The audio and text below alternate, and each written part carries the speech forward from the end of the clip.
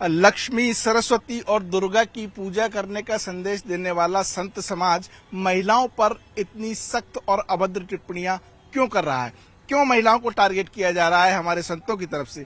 चाहे वो अनिरुद्धाचार्य हो, प्रेमानंद हो या कोई मौलाना हो, हर बार उनके निशाने पर महिलाएं ही क्यों? हमारे साथ कुछ महिलाएं हैं, उनका ग्रुप मौजूद है, हम उनसे बातचीत करते हैं कि आखिर अनिरुद्धाचार्य का जो बयान आया उसको आप कैसे देखती हैं। और उसके 2 दिन बाद ही अब प्रेमानंद महाराज काफी फेमस हैं, उन्होंने कहा है कि आज के समय में 100 में से सिर्फ 4 लड़कियां ही पवित्र हैं, बाकी सब जो है वो कहीं ना कहीं अपना चरित्र खो चुकी होती है। वैसे तो मैं गुरु होने के नाते उनका सम्मान करती हूँ।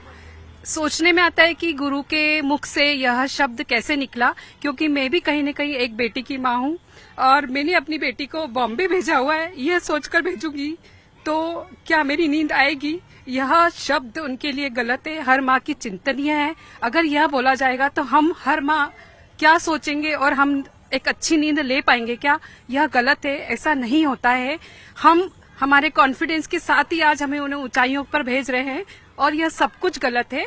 कुछ 1% की वजह से हम हर बेटियों को पीछे नहीं ढकेल सकते। हमें हर बेटियों को आगे पहुंचाना है, क्योंकि वही भविष्य की एक चिंता है, वही भविष्य है हमारा।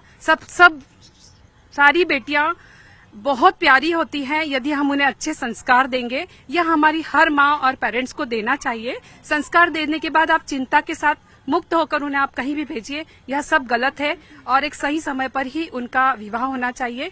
यह हम देखते आ रहे हैं पहले भी और अभी भी। और भी लोगों से हम बात करते हैं। क्या महिलाओं को कमजोर करने की कोशिश, क्या महिलाओं को कमजोर आंकने की कोशिश हमारे संत आखिर ये क्या संदेश देना चाह रहे हैं? हमारे संतों को तो पहली बात ये शोभा देता ही नहीं है कि महिलाओं के बारे में ऐसा कुछ बोले।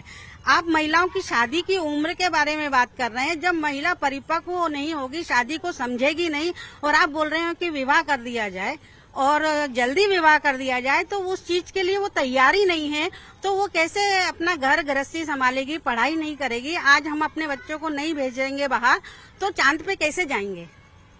ये अशोभनीय टिप्पणी बिल्कुल स्वीकार नहीं की जाएगी और इसका हम सब विरोध करेंगे। संतों को आखिर क्या जरूरत पड़ गई? क्या समाज में कोई इस तरह की चिंतनीय बातें हो रही हैं जो संत इस तरह का संदेश दे रहे हैं, या सिर्फ सोशल मीडिया पर अपने लाइक्स और फॉलोअर बढ़ाने के लिए? हाँ, सामाजिक उठाव के लिए वो कुछ भी टिप्पणी कर देते, परंतु उनपे ये टिप्पणियां शोभा नहीं देती, क्योंकि वो उच्च पदों पे बैठे हुए हैं, हमसे बहुत ऊपर है और हम उनको सम्मान दे रहे हैं। तो सम्मान देने का मतलब ये नहीं होता कि वो कुछ भी बोले और सोशल मीडिया को अपने सोशल फॉलोअर्स और ये सब बढ़ाने के लिए, लाइक्स बढ़ाने के लिए कुछ भी करें। तो हम एजुकेशन को इम्प्रूवमेंट करें। आज महिलाएं कहाँ हैं? हमारी खुद की राष्ट्रपति आज आप देखिए महिला हैं, द्रौपदी मुर्मू जी, हमारी फाइनेंस मिनिस्टर हैं। इन सबको अगर देखते हुए आप सुनीता विलियम्स को देखिए, वो भी भारतीय महिला है। अगर ये 14 वर्ष की शादी वाला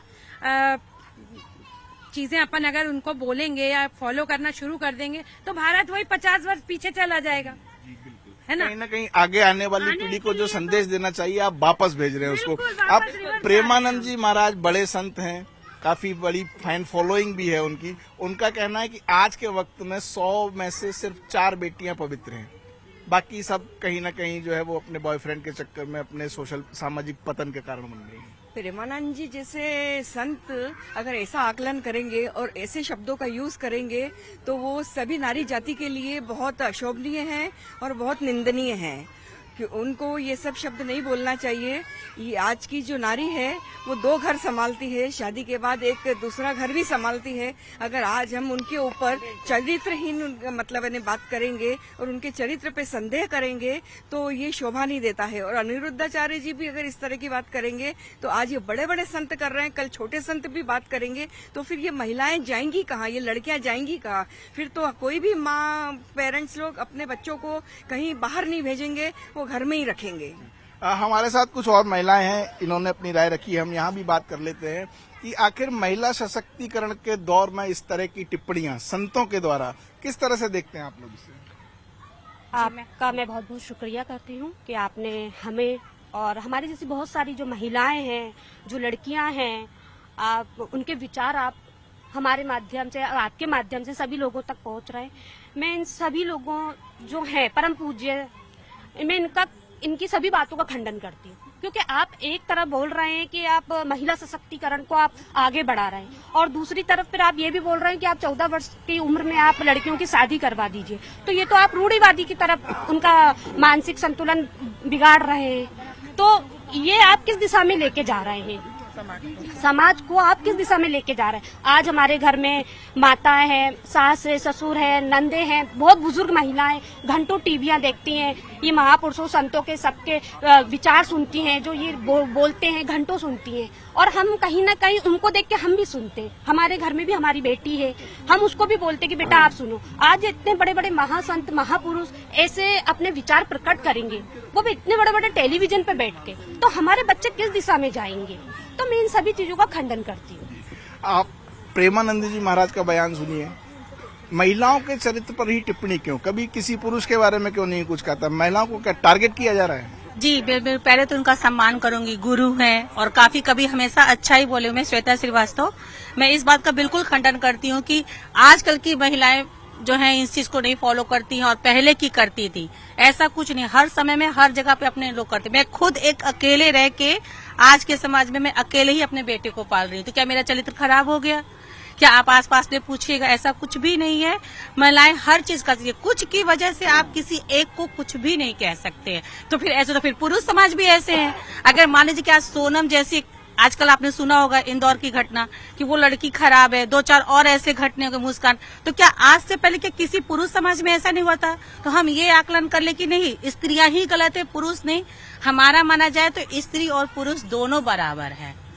मैं तो इस बात के बिल्कुल खिलाफ हूँ और मैं खुद अकेले रहती हूँ, तो मैं अपने बच्चे को आज पाल रही हूँ। ये कहना चाहती है कि स्त्री समाज को टारगेट नहीं किया बिल्कुल भी टारगेट कर सकते हैं। हमारे साथ ये कॉलेज गोइंग भी युवती मौजूद है, हम उनसे ही बात करेंगे कि आखिर संत आपके पहनने का तरीका, कपड़े पहनने का तरीका तय करें, आपकी शादी की उम्र तय करें, आपके चाल चलन के बारे में टिप्पणी करें, कैसा महसूस करते हैं आप लोग? जी बहुत बहुत धन्यवाद आपका सर। मैं इनके वाक्य को पूर्ण तरीके से नकारती हूँ, क्योंकि सर हम देखते हैं जिस प्रकार से यूरोप की कंट्रियां इतना आगे हैं, तो वहां पर उनका आगे होने का जो पीछे का तात्पर्य वो ये है कि वहां पर महिलाओं और पुरुष में किसी प्रकार का भेदभाव नहीं किया जाता। इतने महान संत होने के बावजूद अगर आप इस प्रकार की अपनी वाणी बताएंगे तो हम सर अपने सनातन को ही अपन खतरे में डाल रहे हैं। और रही बात 14 साल की उम्र में शादी करना या कपड़ों के ऊपर बात करना, मतलब आप साइंस को नकार रहे हैं। 14 साल की एक बच्ची जो कि जिसकी की खेलने की उम्र है, आप उसको शादी के बंधन में बांध के उसके ऊपर जिम्मेदारी डालना चाह रहे हैं, तो वो सर क्या सीखेगी 14 इयर्स में?